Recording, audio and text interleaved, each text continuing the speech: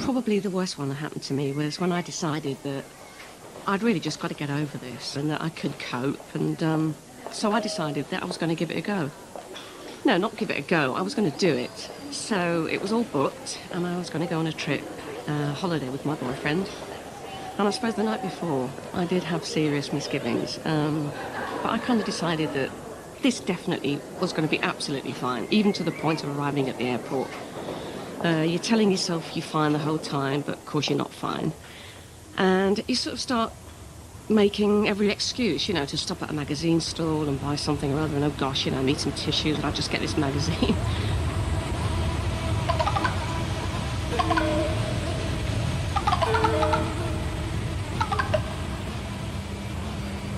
Come on, Maggie. It's only for a couple of hours.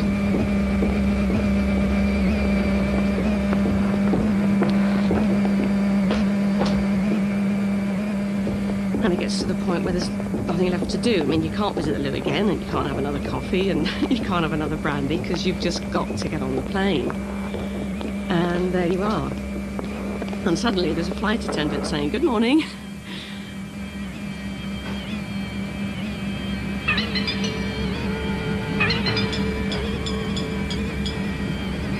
Don't tell them that. Don't tell them.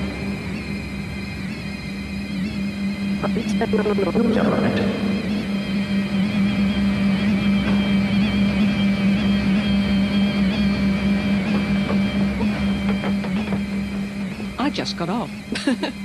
That's what I did, and it seems completely crazy. And you don't care about all the money that's wasted, all the happiness that's gone. I just had to get off, and suddenly the panic's gone. It's all left behind there on the plane. You've left it all behind.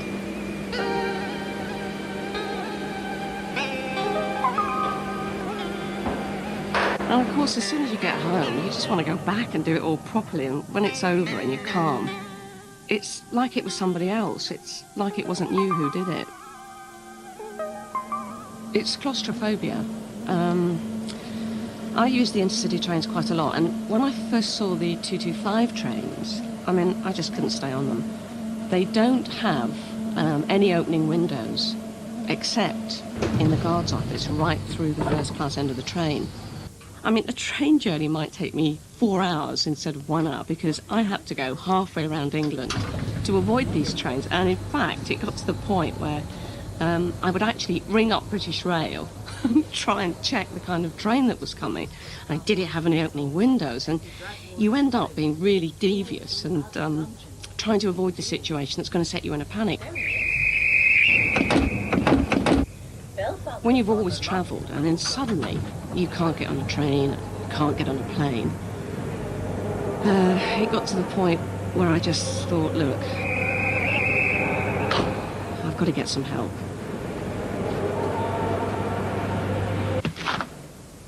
The first doctor that I saw just really wanted to throw me in the deep end. I mean, he suggested very early on in the treatment that I go in a lift. Well, I hadn't been in a lift for, I don't know, 18 years, but there was no ifs and buts, you know, it was you go in that lift.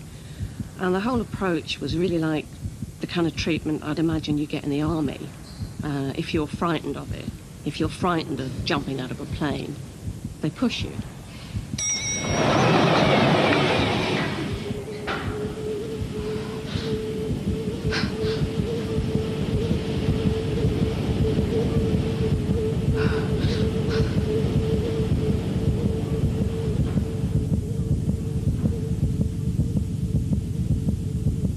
After that, I just couldn't go in the lift again, and I said, you know, I needed to talk a bit first.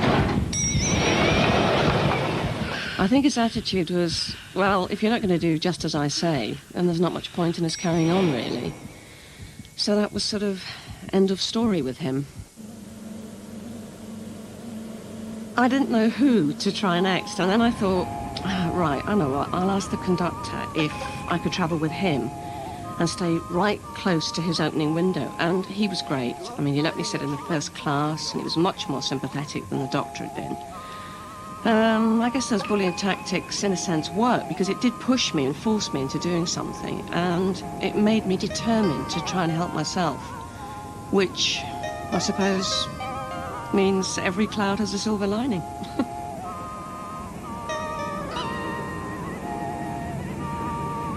I did travel on trains again after that, but, well, I had one very bad experience. Suddenly, oh my God, I got this flicker of panic, and I thought, I'm going to scream. And I didn't care if anyone thought, oh, look at her, she's a real hysteric, you know, let's just leave her alone. I had to get off the train. I just had to get out. I had to get some fresh air, and I thought, I've got to find this window. I've just got to find this window, or I've got to get off. I've got to get off. I've got to get off. Just let me get off. Let me get off.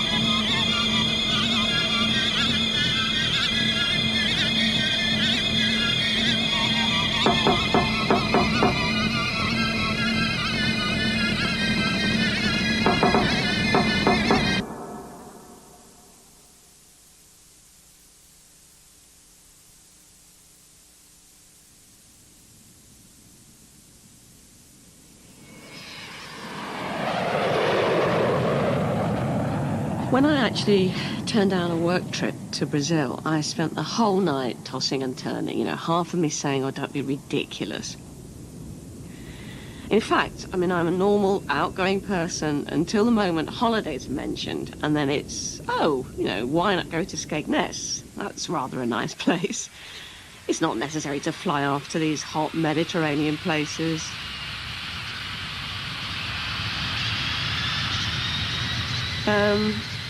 I've spent the last 5 years, I suppose, avoiding flying. Not saying to people, I'm sorry, I can't fly because I'm claustrophobic, but I just can't get away, you know. I mean, if it was March, I'd be fine, but February is just no good.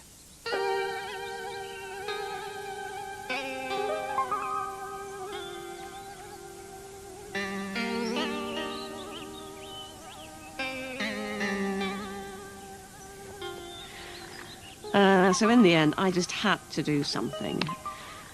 And then I thought, I obviously couldn't hire a jumbo jet, so the next best thing was to maybe find a small plane where I could talk to a pilot. And I said, look, I don't want to fly. I'm not flying. I just want to sit on a plane and maybe, you know, just talk. And after a bit, he asked me, he said, would you like to have a go around the airfield? And I sort of thought, no. But then I thought, yes, you know, why not? And that sort of proved to me that, in fact, I love flying, if only they'd open the windows. So then I heard about this weekend course for people with flying problems. And so I went along and they talked to us and did relaxation. Good afternoon, ladies and then we and went gentlemen. on this short On flight behalf with of the myself crew. and It the was docked, cabin crew, and I'd like to welcome he you had to sit for with a short me. Good afternoon, ladies and gentlemen. On behalf of myself and the cabin crew, I'd like to welcome you to this ship. Please. We've arrived.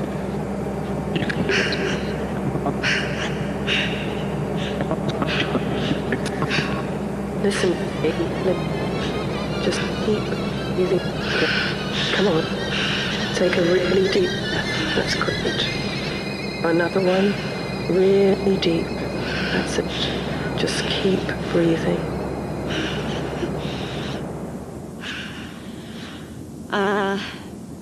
And I came out the other side for the first time, you know, without running away.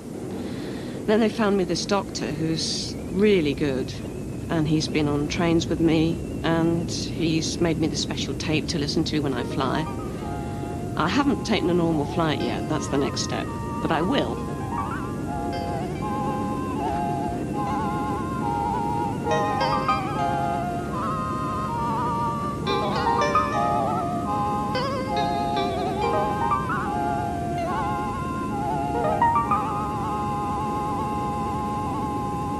And I did. And I quite enjoyed it, actually. And I didn't try and open the doors in mid-air or anything silly. Really, I have all those senior conductors and cabin crews to thank, and this doctor who, in fact, is still helping me. And I know I'm going to go on flying now. But lifts, well, that's another story.